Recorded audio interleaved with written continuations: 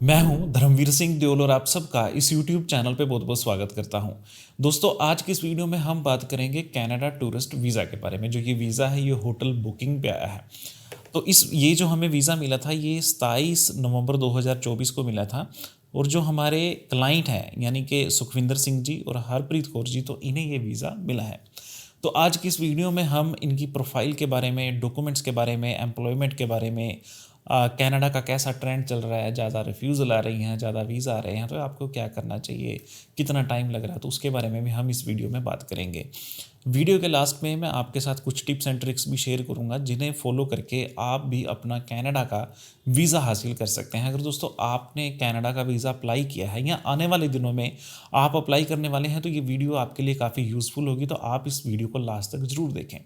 अगर आप मेरे चैनल पे नए आए हैं, पहली बार आए हैं, तो प्लीज़ इस चैनल को सब्सक्राइब करें, इस वीडियो को लाइक करें।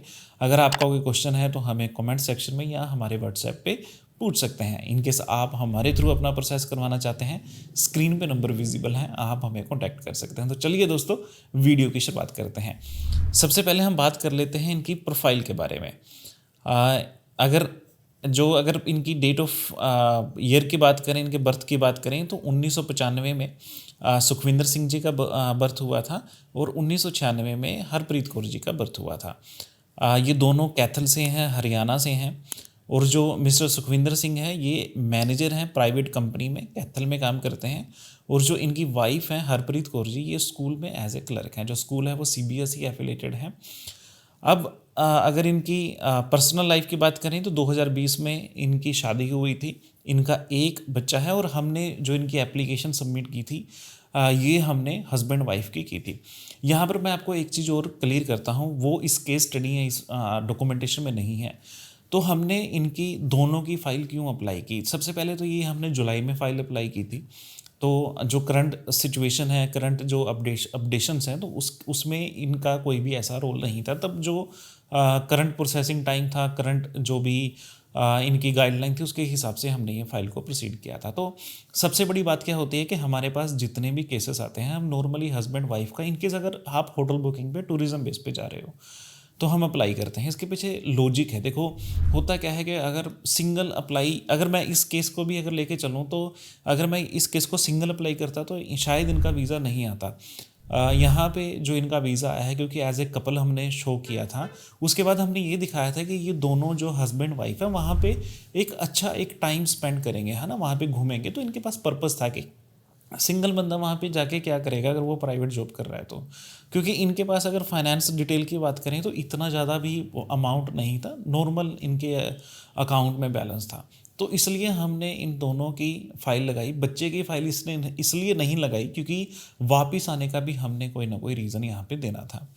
अब दोस्तों हम बात कर लेते हैं डॉक्यूमेंट्स की, कौन कौन से डॉक्यूमेंट हमने सबमिट किए। तो सबसे पहले हमने इनकी पासपोर्ट की फ्रंट एंड बैक कॉपी, आधार कार्ड, पैन कार्ड, इनके जो पेरेंट्स हैं उनके जो डॉक्यूमेंट्स, 6 मंथ की बैंक स्टेटमेंट, 3 साल की ITR। अगर बैंक स्टेटमेंट की बात करें तो अराउंड जो इन दोनों के अकाउंट में, जो हस्बैंड का और इनकी जो वाइफ हैं उनके, अगर दोनों अकाउंट की बात करें तो तकरीबन 8 साढ़े 8 लाख रुपए इनके अकाउंट में था।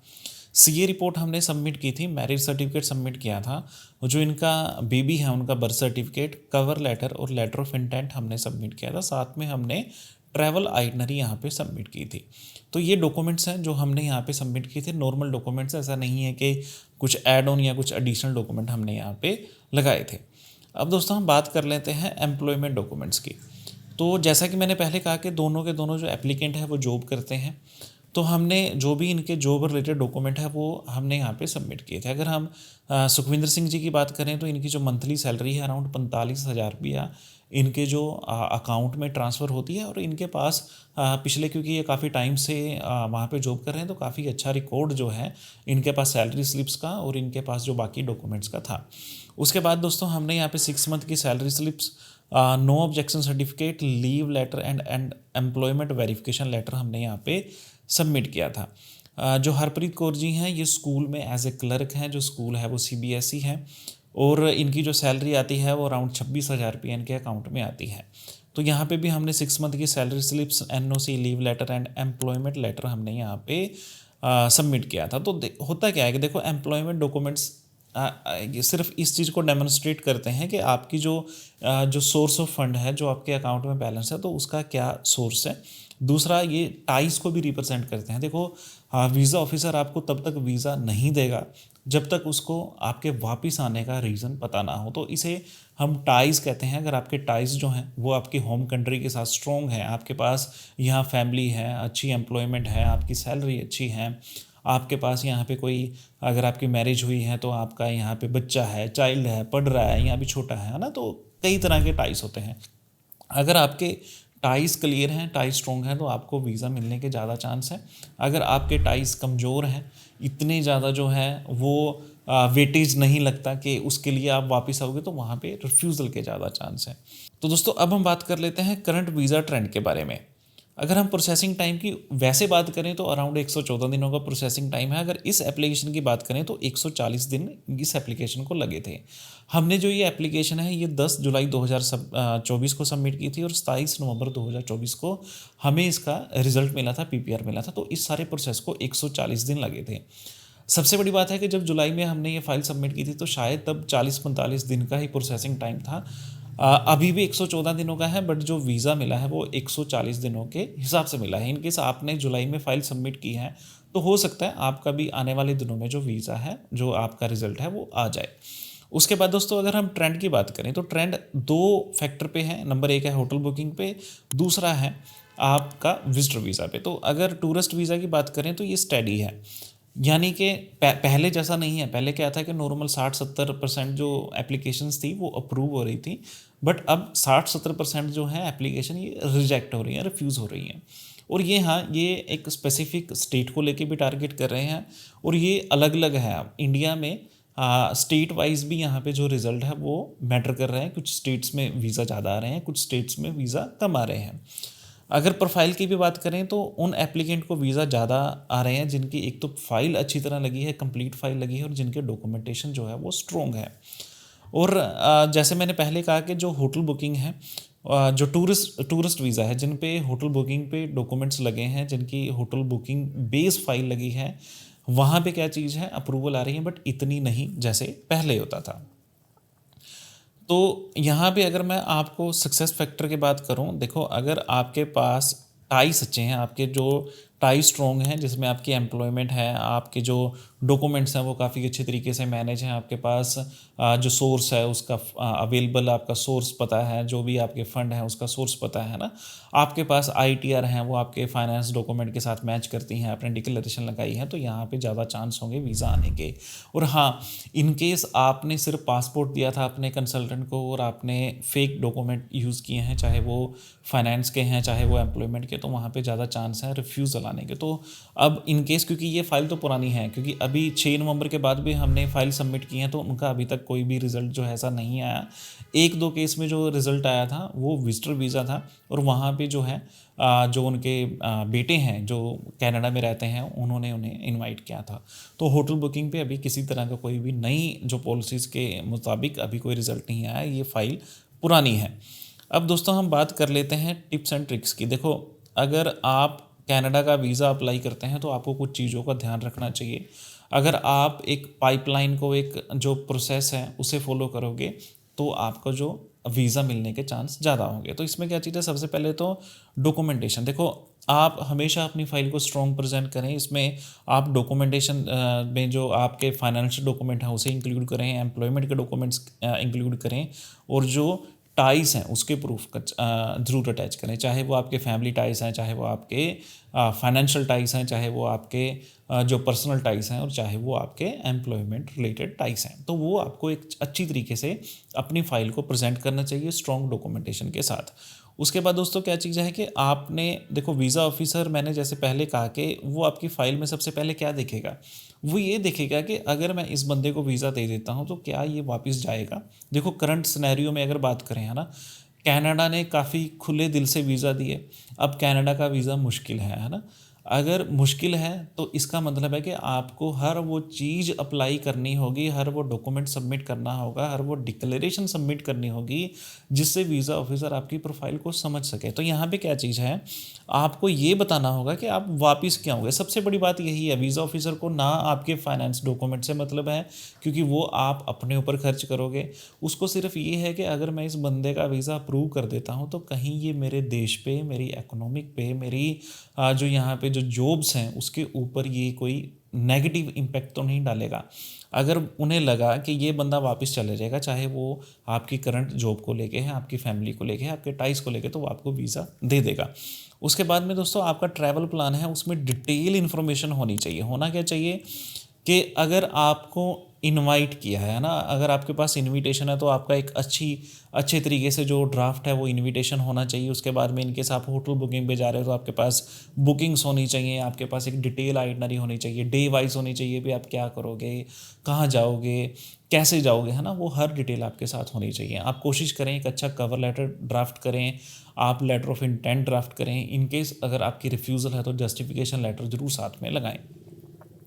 सबसे बड़ी बात है कि आप गलतियां ना करें अपनी फ़ाइल में, क्योंकि पहले क्या था, पहले आप खुद अपनी फ़ाइल को लगाते थे, फ़ाइल लगा के आपका वीज़ा आने के चांसेस होते थे, है ना। काफ़ी लोगों ने, हमने ये सुना है, पहले भी था कि हमने खुद अपनी फ़ाइल को अप्लाई किया और हमने कोई ज़्यादा डॉक्यूमेंट नहीं लगाए तब भी वीज़ा आ गया। तब दोस्तों टाइम कुछ और था, ट्रेंड कुछ और था। बट आज के केस में, इन केस आज अपनी फ़ाइल आप सबमिट करते हो तो जो भी गलतियां आप करते हो आपको वो गलतियां नहीं करनी चाहिए। देखो, एप्लीकेशन फॉर्म है, सबके लिए सेम होता है ना। शायद मैं भी उतनी ही डिटेलिंग भर सकता हूँ जितनी आप भर सकते हैं, बट वहाँ पे देखो, अगर आपको 500 करैक्टर मिल रहे हैं तो 500 करैक्टर में आप अपने बारे में क्या लिख सकोगे जिससे वीज़ा ऑफिसर आपको वीज़ा दे, है ना। तो यही डिटेलिंग है।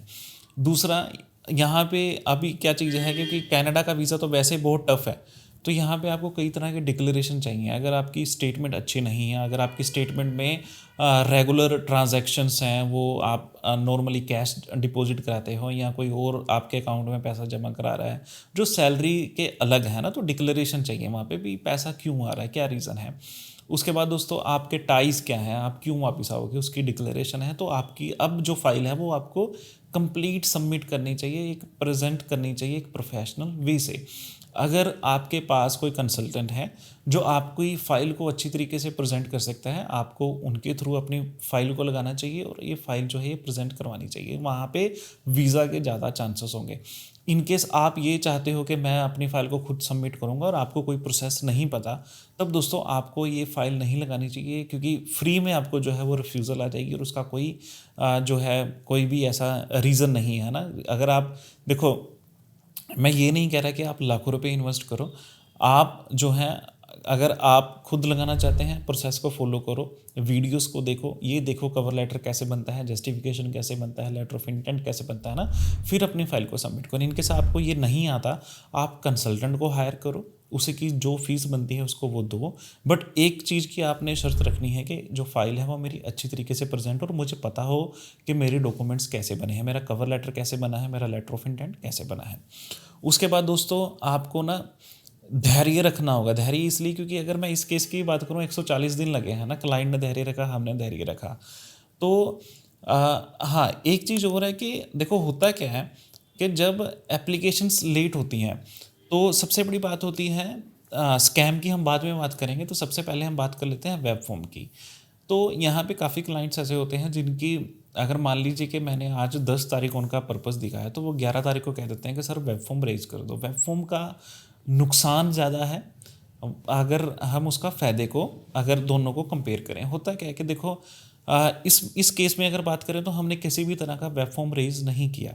अगर हम जहाँ पे हमारी रिफ्यूज़ल आई है, अगर हम उनको कहें जैसे हमने वेब फॉर्म रेज की, क्योंकि देखो क्लाइंट जो हमें कहेगा, हमें उस चीज़ के ऊपर ही हमें जो है अपना एक्शन लेना होता है। हम उन्हें ज़रूर सजेस्ट करते हैं कि सर ना करो, बट कई क्लाइंट होते हैं वो नहीं मानते और वहाँ पे रिफ्यूज़ल है। इस केस में हमने कुछ नहीं किया, इसमें अप्रूवल है। तो वेब फॉर्म अननेसेसरी आपको नहीं करना चाहिए।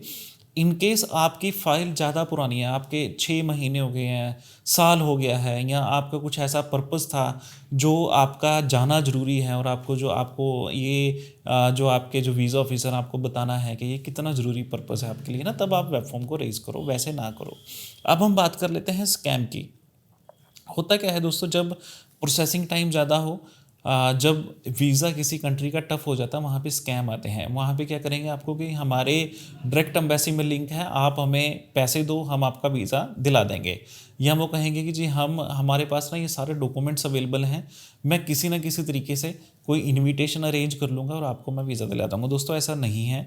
अब क्या चीज़ है, अब अगर इनविटेशन आता है, इनवाइटर के डॉक्यूमेंट भी वेरीफाई होंगे, आपके डॉक्यूमेंट भी वेरीफाई होंगे और किसी बंदे की डायरेक्ट एम्बेसी में इन्वॉल्वमेंट नहीं होती। अगर आपके पास भी कोई ऐसा आता है तो आप ज़रूर उसे इग्नोर करें और अपनी एप्लीकेशन को अपने तरीके से सबमिट करें। तो ये वीडियो थी। इस वीडियो में मैंने आपको यही समझाने की कोशिश की कि जो ये वीज़ा आया है ये कितने दिनों में आया है, कैसे इनकी प्रोफाइल है, कैसे हमने इनका जो केस है उसे कंटिन्यू किया, कौन कौन से डॉक्यूमेंट साथ में सबमिट किए। तो होपफुली ये वीडियो आपको अच्छी लगी होगी, इन्फॉर्मेटिव लगी होगी। अगर आपने अभी तक चैनल सब्सक्राइब नहीं किया तो प्लीज़ चैनल को सब्सक्राइब करें। और अगर आप हमारे थ्रू अपना प्रोसेस करवाना चाहते हैं तो स्क्रीन पे नंबर विजिबल है, आप हमें कॉन्टैक्ट कर सकते हैं। तो चलिए दोस्तों, आज की इस वीडियो में इतना ही। मिलते हैं अगली वीडियो में।